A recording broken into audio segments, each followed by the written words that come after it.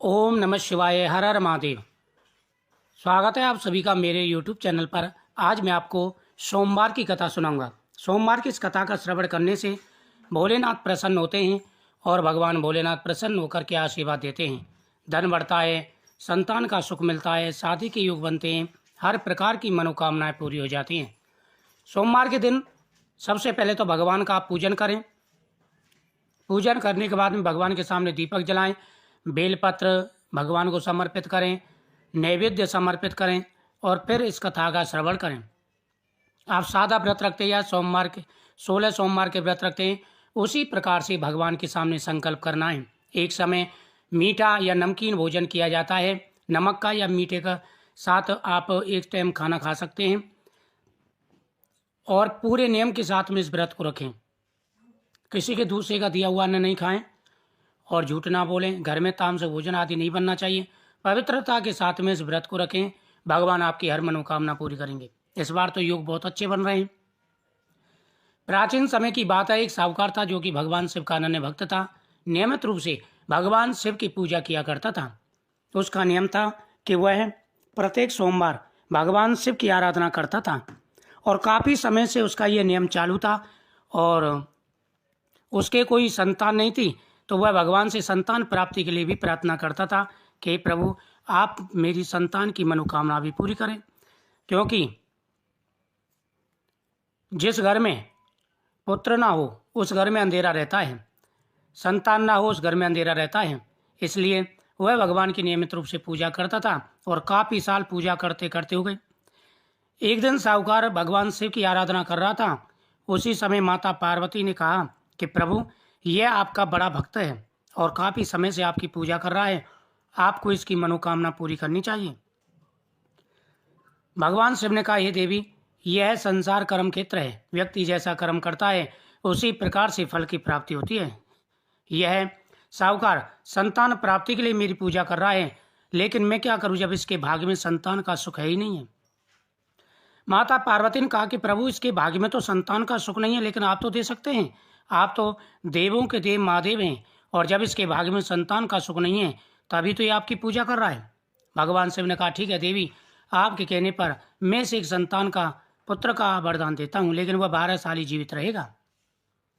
साहूकार ये सारी बातें सुन रहा था। ना तो उसे दुख हुआ और ना ही प्रसन्नता हुई।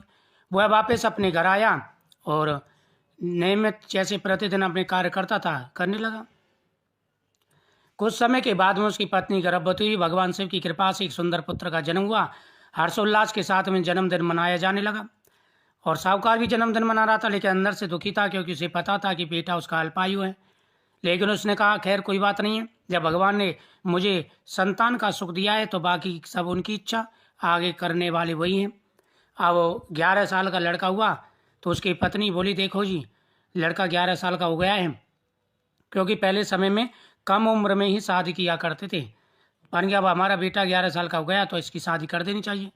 साहूकार बोला, देवी ऐसा है कि पहले मैं इसको काशी जी पढ़ने के लिए भेजूंगा, उसके बाद ही इसका विवाह करूंगा।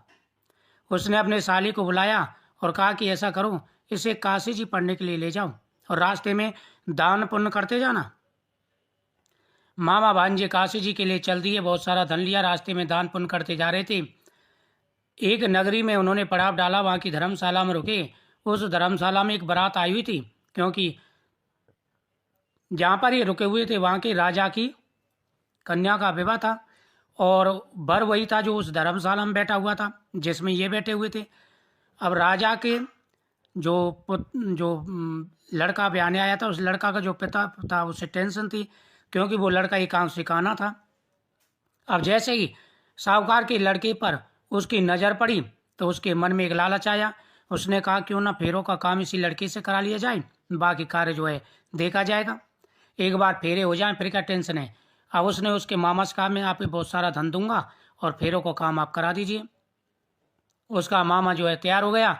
विधि विधान के अनुसार फेरों का काम करा दिया गया, लेकिन लड़के को यह बात अच्छी नहीं लगी। उसने लड़की की चुनरी के पल्ले पर लिख दिया, मैं काशी जी जा रहा हूँ और मेरे साथ तेरा विवाह हुआ है, लेकिन तेरे साथ धोखा होगा। जिसके साथ तुझे भेजेंगे वह एक आंख से काना है। यह लिख करके वो काशी जी चला गया। सुबह लड़की ने जब चुनरी के पल्ले पर लिखा हुआ देखा तो अपने पिता को बुलाया, कहा कि पिताजी आप देखिए ये क्या कर रहे हैं। उसने देखा तो उसने बारात को वापस कर दिया कि तुम लोग तो धोखा दे रहे हो। बारात वापस चली गई और उसने कहा बेटी तुम चिंता मत करो, मैं उस लड़के को अवश्य ढूंढूंगा। अब उसने सेना को आदेश दे दिया कि जहाँ भी वो लड़का मिले उसे ढूंढ कर के लाओ। इधर वो मामा भांजे काशी जी पहुंचे। भांजे ने पढ़ना प्रारंभ कर दिया। मामा यज्ञ अनुष्ठान कर रहा था। एक समय की बात है, मामा भांजे मिलकर के अनुष्ठान कर रहे थे। भांजे के सिर में दर्द हुआ। उसने कहा मामा मेरे सिर में दर्द हो रहा है। मामा ने कहा कि अंदर जाकर के लेट जाओ। वह अंदर जाकर के लेटा और उसके प्राण निकल गए, क्योंकि उसकी आयु पूरी हो गई थी। मामा ने यज्ञ पूर्ण किया और अंदर जाके देखा तो भांजा मृत पड़ा है। अब मामा जोर जोर से रोने लगा, दहाड़ने लगा। उसने कहा ये क्या हुआ प्रभु, आपने मुझे तो लांछन लगा दिया। इधर भगवान की कृपा से भगवान शिव और माता पार्वती जी वहीं होकर के जा रहे थे। माता पार्वती ने उसकी रोदन की आवाज़ सुनी तो वो गए और जाकर के देखा। माता पार्वती ने कहा कि प्रभु ये तो वही साहूकार का बेटा है जो आपके आशीर्वाद से हुआ था। भगवान शिव ने कहा कि देवी इसकी आयु इतनी थी सो भोग चुका। माता पार्वती ने कहा कि प्रभु ऐसा करिए इसे और आयु दीजिए, नहीं तो इसके माता पिता रो रो के मर जाएंगे। उन्होंने कहा ठीक है। भगवान शिव ने उसे और आयु दे दी और वह लड़का जीवित हो गया। उसने भगवान शिव की आराधना की, भगवान शिव की पूजा की। उसके बाद में वह अपनी नगरी के लिए चल दिए। रास्ते में उसी नगरी में आए जिसके राजा की लड़की से विवाह हुआ था।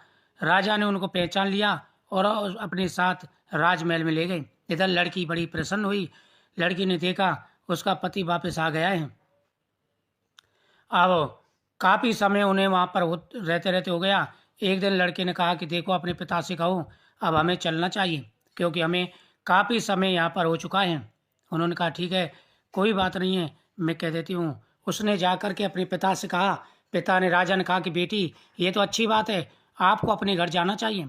अब धूमधाम से उनको विदा किया गया। साहूकार का बेटा अपने घर पहुंचा। उसके माता पिता घर की छत पर बैठे हुए थे। उन्होंने कहा कि अगर हमारा बेटा सकुशल नहीं आया तो हम यहाँ से कूद करके प्राण दे देंगे। जब उसने सुना कि उसका बेटा आ गया है तो वह प्रसन्नता के साथ नीचे उतर करके आया और बेटे को गले से लगा लिया और कहा कि बेटा ये सब चमत्कार कैसे हुआ। उन्होंने कहा कि पिताजी ये सारा चमत्कार भगवान की कृपा से हुआ है। उन्हीं की कृपा से मुझे जीवन दान मिला है। भगवान भोलेनाथ की कृपा से मुझे जीवन दान मिला है। उसके साथ में हर्षोल्लास मनाया जाने लगा और धूमधाम से भगवान शिव की पूजा हुई। तो भगवान शिव की पूजा करने से व्यक्ति के जीवन में आ रहे सारे कष्ट परेशानियां दुख दूर हो जाते हैं और हर प्रकार की मनोकामना पूरी होती है। जीवन में जो भी सच्चे मन से भगवान शिव की आराधना करते हैं भोलेनाथ उनकी हर मनोकामना पूरी करते हैं। तो इस कथा के श्रवण करने से भगवान प्रसन्न होकर के मनवांछित फल प्रदान करते हैं। कथा सुनने के बाद में भगवान को भोग लगाएं और सभी लोगों में प्रसाद वितरित करें, आपकी हर मनोकामना पूरी होगी।